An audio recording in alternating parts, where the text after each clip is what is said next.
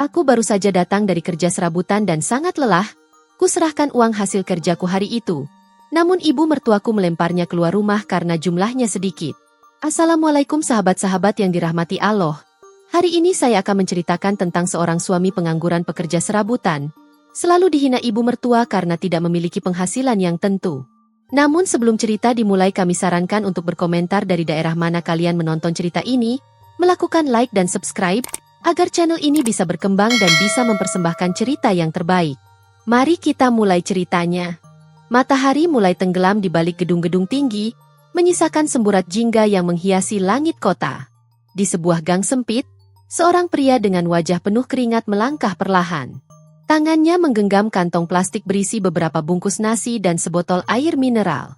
Bajunya lusuh, penuh debu dan bercak semen, hasil kerja kerasnya seharian sebagai buruh serabutan. Bayu menarik napas panjang sebelum mengetuk pintu rumah mertuanya, tempat ia, istrinya, dan anaknya menumpang tinggal sejak pernikahan mereka. Rumah itu tak besar, tetapi jauh lebih nyaman dibandingkan kontrakan kecil yang dulu mereka tinggali. Saat pintu terbuka, yang pertama menyambutnya adalah tatapan tajam Bu Ratna, ibu mertuanya. Wanita parubaya itu berdiri dengan kedua tangan bersedekap, alisnya terangkat tinggi. "Kamu baru pulang? Jam segini?" Suaranya ketus, penuh sindiran. Bayu menelan ludah, mencoba tersenyum meski hatinya terasa sesak. "Iya, Bu. Tadi ada tambahan kerja, jadi agak telat." Bu Ratna melirik kantong plastik di tangan Bayu. "Beli makanan lagi? Dari mana uangnya? Pinjam sana-sini." Bayu menggeleng. "Ini hasil kerja hari ini, Bu. Saya angkut pasir di proyek, terus bantu tukang ledeng. Alhamdulillah dapat sedikit rezeki buat makan malam." Tiba-tiba, kantong plastik itu direbut dari tangannya. Dengan gerakan kasar, Bu Ratna membuka isinya, lalu mendengus sinis. "Cuma nasi bungkus murahan begini? Kamu pikir ini cukup buat keluarga? Malu aku punya menantu kayak kamu." Bayu terdiam. Hatinya mencelos. Ini bukan pertama kalinya Bu Ratna merendahkannya. Tapi setiap kali itu terjadi, luka di hatinya semakin dalam. Dari dalam rumah, Aisyah, istrinya, muncul membawa anak mereka yang masih kecil. Wajahnya tampak cemas saat melihat ibunya dan suaminya dalam situasi tegang lagi. "Bu, sudah. Jangan begitu sama Mas Bayu. Dia sudah berusaha." Suara Aisyah lirih, nyaris memohon.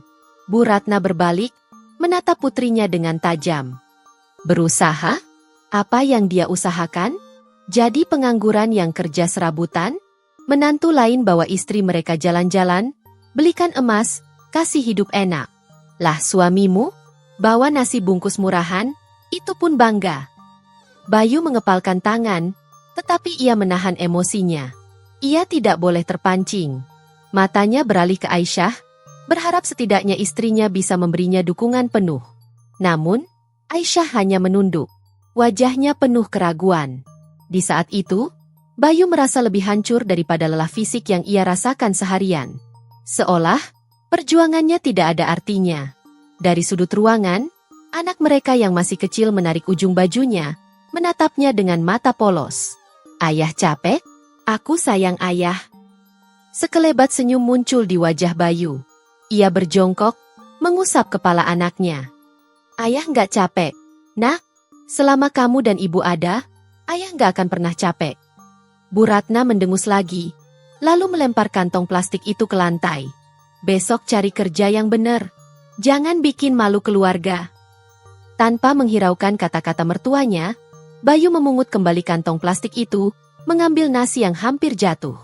Ia tahu satu hal, ia harus bertahan. Tapi sampai kapan? Bayu menatap langit-langit kamar dengan mata terbuka lebar. Malam telah larut, tetapi pikirannya terus berputar. Di sampingnya, Aisyah tertidur dengan wajah lelah, sementara anak mereka meringkuk dalam pelukannya. Bayu menghela napas panjang. Ia tahu hidup ini tidak mudah. Tetapi mengapa rasanya semakin berat? Pagi-pagi sekali, sebelum matahari terbit, Bayu sudah bersiap untuk mencari pekerjaan. Ia mengenakan kaos yang sudah pudar warnanya dan celana yang penuh tambalan. Dengan langkah mantap, ia berangkat ke pasar, berharap ada yang membutuhkan tenaganya. Sesampainya di sana, Bayu menghampiri pemilik toko buah. "Pak, butuh tenaga tambahan? Saya siap kerja apa saja." Pemilik toko menatapnya dari atas ke bawah. "Kerja apa? Pengalamanmu apa?" Bayu tersenyum tipis. "Saya bisa angkat-angkat, bersihin toko, bantu jualan. Apa saja yang Bapak butuh." Orang itu menghela napas. "Maaf, Mas. Lagi nggak butuh orang." Bayu mengangguk dan melangkah pergi. Ini bukan pertama kalinya ia ditolak. Tapi ia tidak boleh menyerah. Di sepanjang jalan, Bayu terus menawarkan tenaganya. Ia pergi ke bengkel, ke warung, ke proyek bangunan. Namun, jawabannya selalu sama, "Maaf, tidak ada lowongan." Sementara itu, di rumah, Bu Ratna semakin tidak sabar. Saat Bayu pulang dengan tangan kosong, ejekannya semakin pedas. "Masih nggak dapat kerja juga? Ya Allah, Aisyah, untuk apa kamu pertahanin laki-laki yang nggak bisa kasih makan keluarga?" Aisyah menunduk. Ia mencintai suaminya, tetapi kata-kata ibunya mulai membuatnya ragu. Hari-hari berlalu, dan cobaan semakin bertambah. Uang hasil kerja serabutan yang tersisa semakin menipis. Pada suatu malam, musibah terjadi. Saat Bayu hendak membeli makanan untuk anaknya, dompetnya dicopet di pasar. Seluruh uang yang tersisa hilang begitu saja. Bayu berdiri terpaku di pinggir jalan, tangannya gemetar. Ia merasa seperti dunia menghimpitnya dari segala sisi. Saat pulang dengan tangan kosong, Bu Ratna menyambutnya dengan tatapan penuh kebencian. "Kamu nggak bawa apa-apa? Oh, jadi sekarang kamu benar-benar mau keluargamu kelaparan?" Bayu hanya bisa diam. Kepalanya tertunduk. Ia ingin menjelaskan, tetapi tahu bahwa Bu Ratna tidak akan peduli. "Sudahlah, Aisyah." Suara Bu Ratna berubah lembut. "Kamu masih muda, cantik.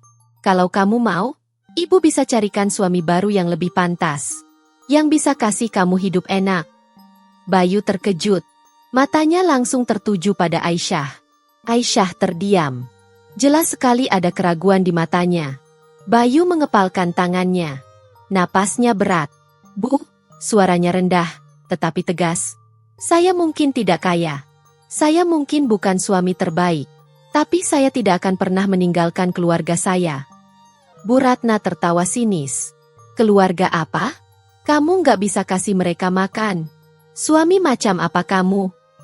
Bayu menatap wajah mertuanya dalam-dalam. "Saya akan buktikan, Bu," katanya lirih. "Saya akan buktikan kalau saya bukan lelaki gagal." Di dalam hatinya, ia berjanji. Ia tidak akan membiarkan harga dirinya diinjak lebih lama lagi. Pagi itu, Bayu melangkah keluar rumah dengan tekad yang membara. Ia tidak akan pulang sebelum menemukan pekerjaan.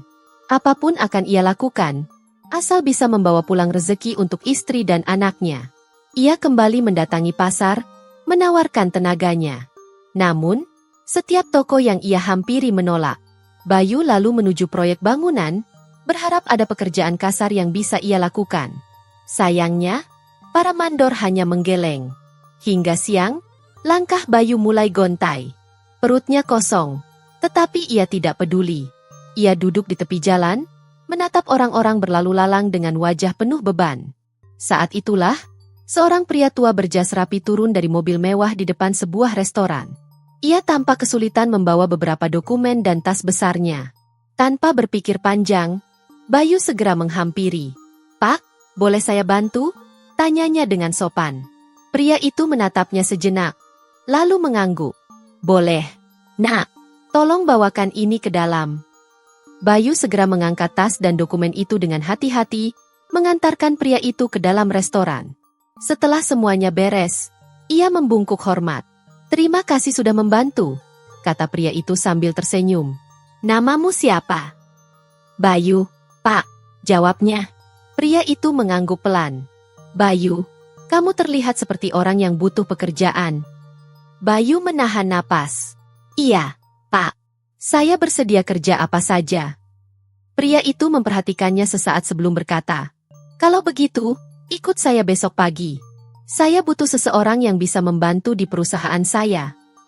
Bayu hampir tidak percaya dengan apa yang baru saja didengarnya. Ia mengangguk cepat. "Terima kasih banyak, Pak.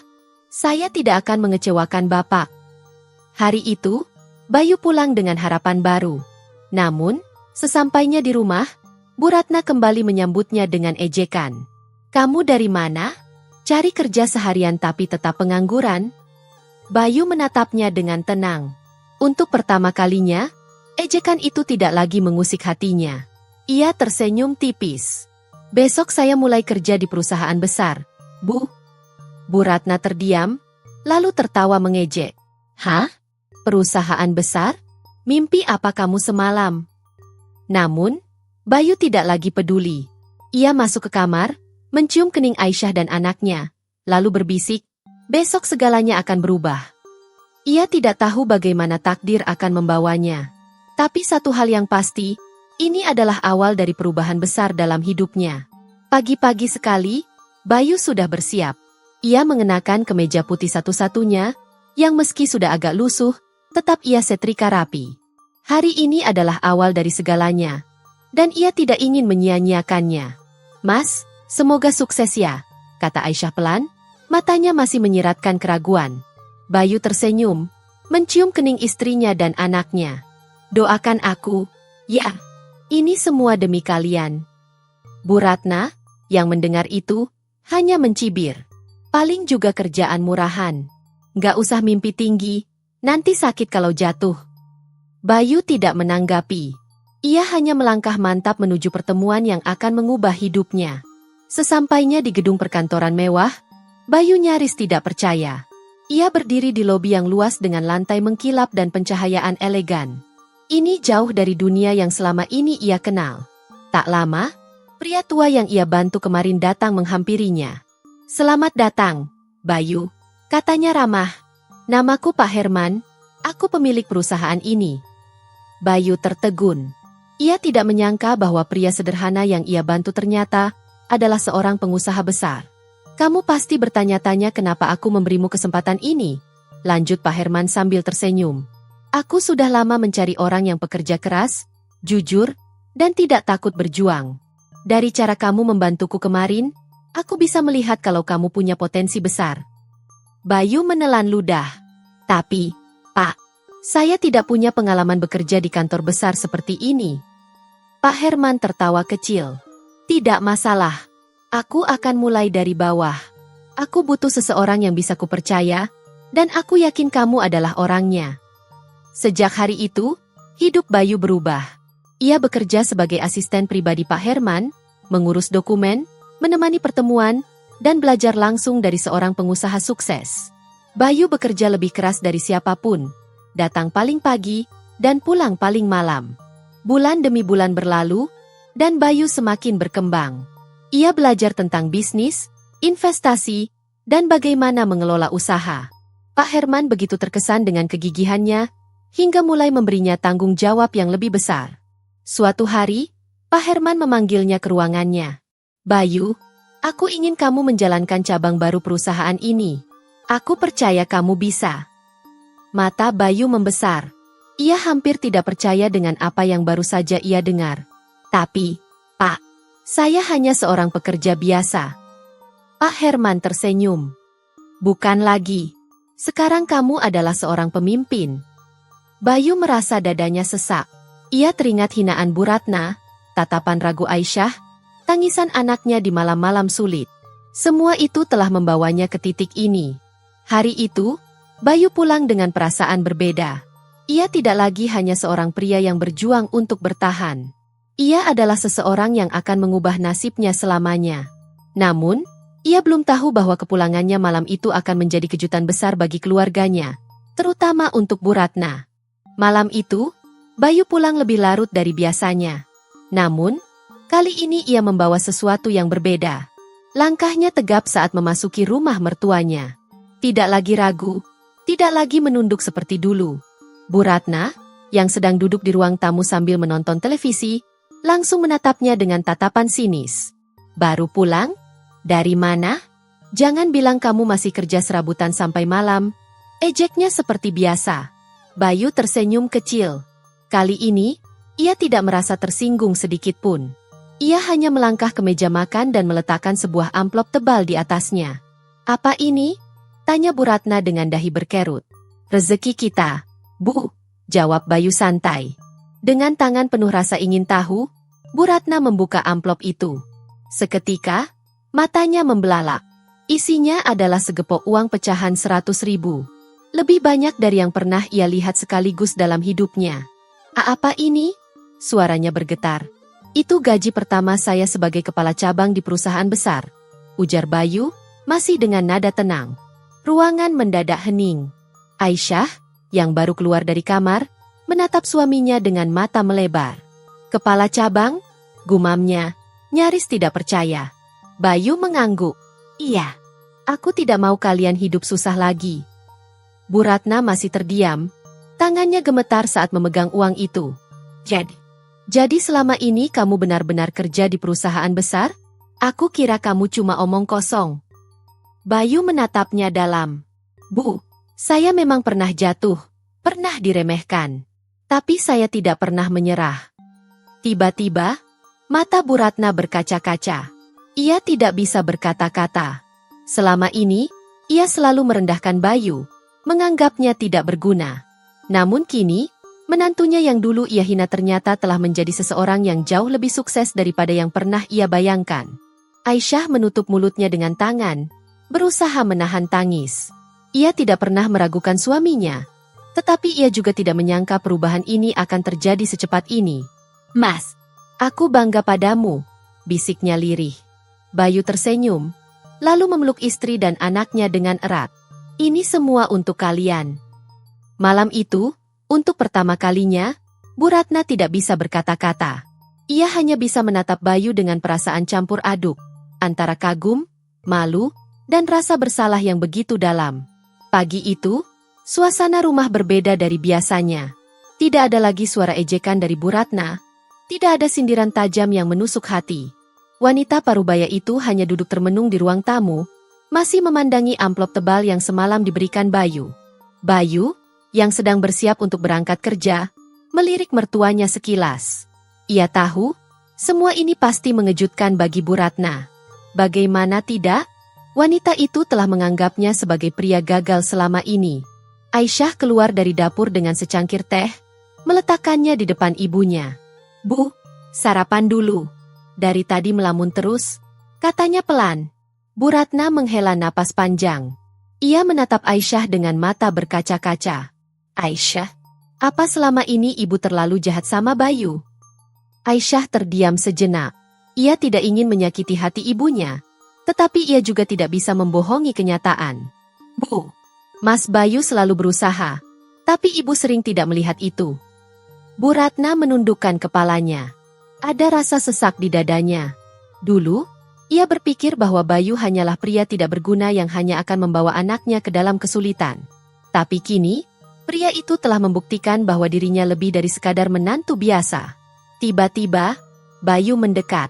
Ia tersenyum, lalu duduk di samping Bu Ratna. Bu, panggilnya lembut. Bu Ratna menoleh, matanya penuh penyesalan. Saya tidak pernah dendam sama ibu, lanjut Bayu. Saya paham, ibu hanya ingin yang terbaik untuk Aisyah. Tapi saya ingin ibu tahu, sejak awal saya menikahi Aisyah bukan karena ingin numpang hidup. Saya ingin membahagiakan istri dan anak saya, sama seperti laki-laki lain. Bu Ratna menatapnya dalam. Tiba-tiba, air mata yang ia tahan sejak tadi jatuh begitu saja. Bayu, maafkan ibu. Suaranya bergetar. Bayu tersenyum, lalu menggenggam tangan mertuanya. Saya sudah memaafkan ibu sejak lama. Aisyah menatap pemandangan itu dengan mata berkaca-kaca. Ia tidak pernah menyangka bahwa hari ini akan datang. Ibunya yang dulu selalu menghina dan meremehkan Bayu, kini justru menangis penuh penyesalan di hadapan suaminya. Bu Ratna menghapus air matanya. Untuk pertama kalinya, ia melihat Bayu sebagai seorang laki-laki yang benar-benar pantas untuk anaknya. Dan untuk pertama kalinya, ia merasa begitu bersalah karena pernah meremehkannya. Beberapa hari setelah momen haru itu, kehidupan di rumah mulai berubah. Tidak ada lagi ejekan dari Bu Ratna. Wanita itu lebih banyak diam, seolah masih mencoba menerima kenyataan bahwa menantu yang dulu ia hina kini telah sukses. Bayu semakin sibuk dengan pekerjaannya sebagai kepala cabang. Setiap pagi ia berangkat dengan penuh semangat, dan setiap malam ia pulang dengan membawa makanan enak untuk keluarganya. Suatu sore, saat Bayu baru pulang kerja, ia mendapati Aisyah sedang duduk di teras bersama ibunya. "Ada apa, sayang?" tanya Bayu sambil mencium kening istrinya. Aisyah tersenyum kecil. "Ibu mau bicara sama Mas." Bayu menoleh ke arah Bu Ratna, yang tampak ragu-ragu. Bu Ratna menghela napas, lalu berkata, "Bayu, ibu mau minta tolong." Bayu mengernyit. "Tolong apa, Bu?" Bu Ratna menunduk. Suaranya lirih. "Warung kecil yang ibu punya sepi, Nak. Banyak pelanggan yang sudah pindah ke tempat lain. Ibu takut kalau terus begini, warung itu harus tutup." Bayu menatap Bu Ratna dengan penuh pengertian. Ia tahu ini pasti berat bagi mertuanya. Bu Ratna selalu membanggakan warungnya, dan sekarang ia harus meminta bantuan kepada menantu yang dulu ia hina. Tanpa ragu, Bayu tersenyum dan berkata, "Bu, kita perbaiki warung itu sama-sama. Saya punya sedikit tabungan, kita bisa buat warung ibu lebih menarik." Mata Bu Ratna melebar. "Kamu mau bantu ibu?" "Tentu saja," jawab Bayu mantap. "Saya ingin kita semua sukses bersama." Aisyah menatap suaminya dengan bangga. Ia tahu Bayu adalah pria yang berhati besar. Meski dulu ibunya sering menyakitinya, Bayu tidak pernah menyimpan dendam. Beberapa hari kemudian, dengan bantuan Bayu, warung kecil Bu Ratna direnovasi. Mereka menambahkan spanduk baru, menu yang lebih menarik, dan sistem layanan yang lebih baik. Tidak butuh waktu lama, pelanggan mulai berdatangan kembali. Bu Ratna hampir tidak percaya saat melihat warungnya kembali ramai. Ia memandang Bayu dengan mata berkaca-kaca. "Terima kasih, Nak." Bayu tersenyum. "Kita keluarga, Bu. Keluarga harus saling membantu." Bu Ratna mengangguk pelan. Hatinya penuh kehangatan yang selama ini ia abaikan.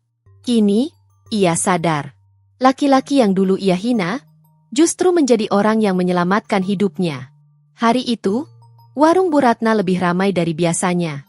Dengan bantuan Bayu, usaha kecil itu kini berkembang pesat. Pelanggan datang silih berganti, bahkan beberapa orang rela mengantre untuk mencicipi makanan khas yang kini lebih modern dan berkualitas. Bu Ratna berdiri di belakang meja kasir, matanya berbinar-binar. Ia tidak pernah menyangka bahwa warung yang dulu hampir tutup kini bisa sebesar ini. Semua berkat menantu yang dulu ia hina. Di sudut warung, Bayu duduk bersama Aisyah dan anak mereka. Ia menatap istrinya dengan penuh kebanggaan. "Aku senang melihat ibu bahagia," katanya. Aisyah tersenyum lembut.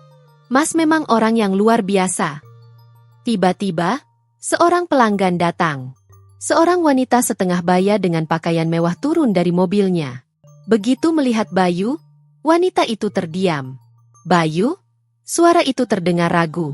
Bayu menoleh dan terkejut. Wanita itu adalah Bu Marni, tetangga lama mereka yang dulu sering ikut menghina dan meremehkannya. "Bu Marni." Bayu tersenyum tipis. Bu Marni menatap warung yang ramai itu dengan wajah tak percaya.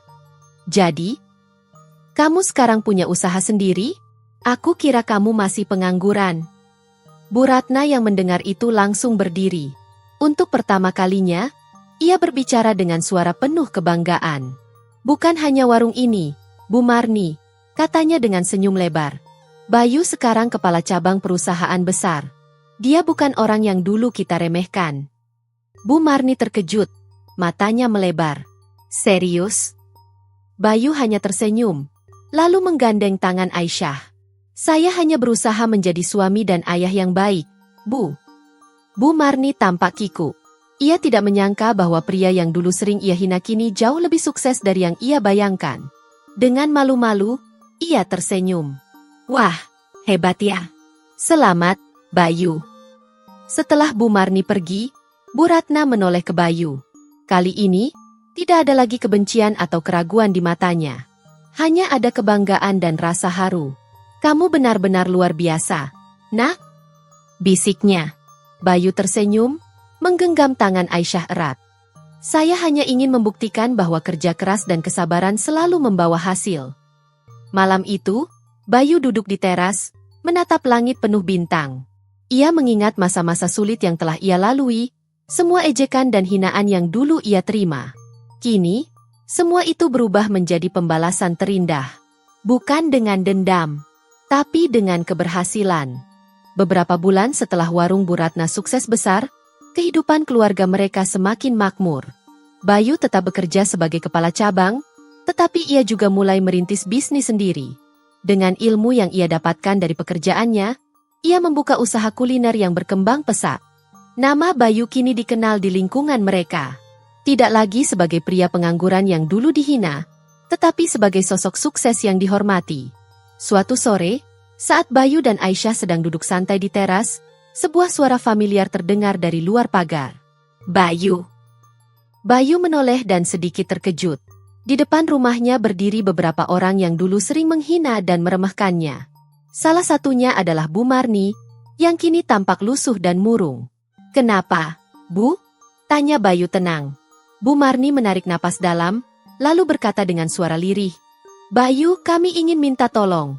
Kami terlilit hutang di mana-mana. Usaha kami bangkrut, dan tidak ada lagi yang bisa kami andalkan." Bayu hanya menatap mereka dalam diam. Ia ingat bagaimana dulu mereka mengejeknya habis-habisan.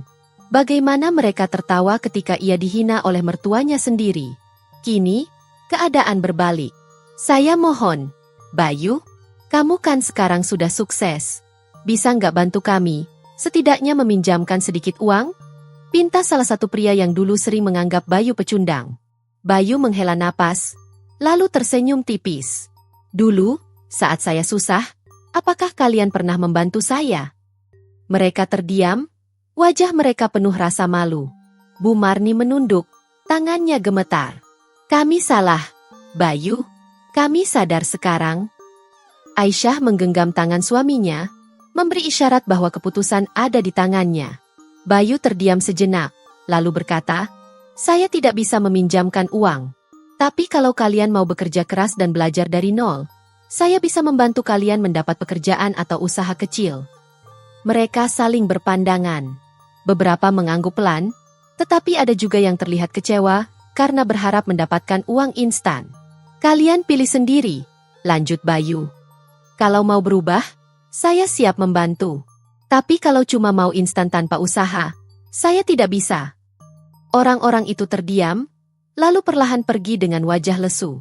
Beberapa yang sadar akan kesalahannya tetap tinggal, bersedia menerima tawaran Bayu untuk memulai hidup baru. Setelah mereka pergi, Bu Ratna menepuk pundak menantunya. "Nak, kamu benar-benar orang yang hebat. Kalau ibu jadi kamu, mungkin ibu sudah membalas mereka dengan hinaan." Bayu tersenyum. "Saya tidak butuh balas dendam, Bu. Cukup dengan membuktikan bahwa saya bisa sukses tanpa harus menginjak orang lain." Aisyah menatap suaminya dengan penuh kebanggaan. Ia tahu, Bayu bukan hanya pria yang sukses secara materi, tetapi juga berhati besar. Hari itu, Bayu kembali membuktikan satu hal. Keberhasilan sejati bukanlah saat bisa membalas dendam, tapi saat bisa memilih untuk tetap berbuat baik meski pernah disakiti. Hari itu, suasana di depan rumah Bayu cukup tegang. Orang-orang yang dulu sering menghina dan meremehkannya kini berdiri dengan wajah penuh harap, meminta bantuan.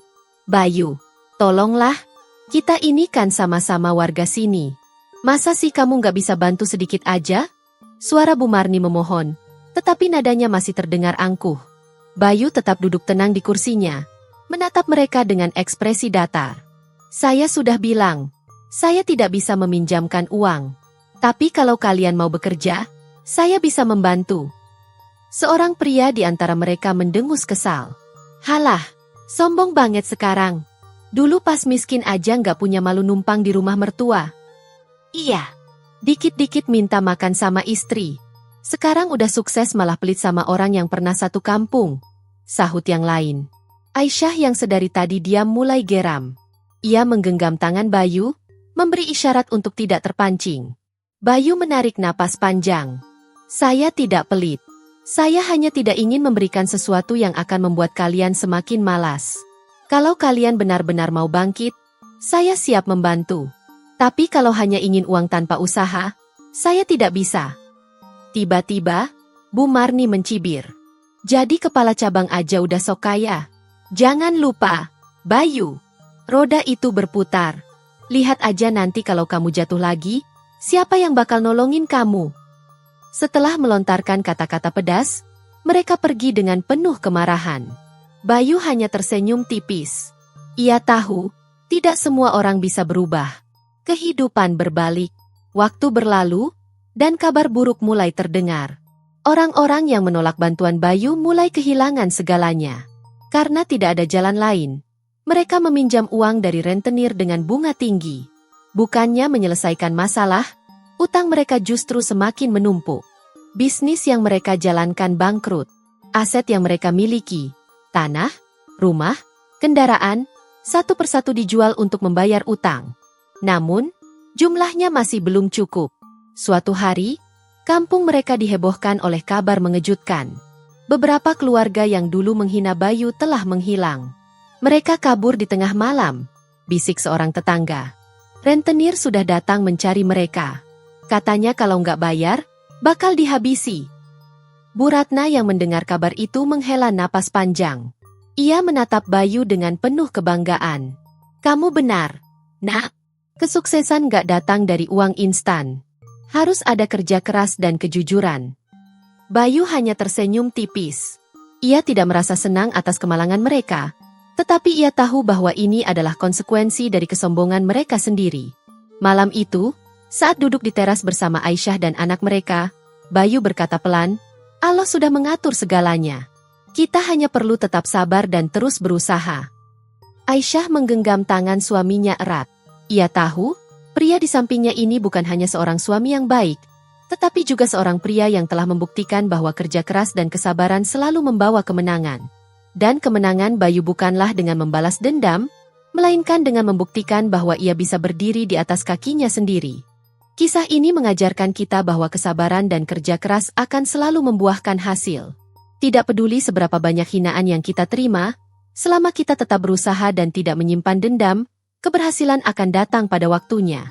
Sebaliknya, kesombongan dan meremehkan orang lain hanya akan membawa kesulitan di masa depan. Jangan pernah menilai seseorang dari keadaannya saat ini, karena roda kehidupan terus berputar. Cerita ini hanyalah fiksi yang dibuat agar terasa nyata, dengan tujuan memberikan pelajaran berharga.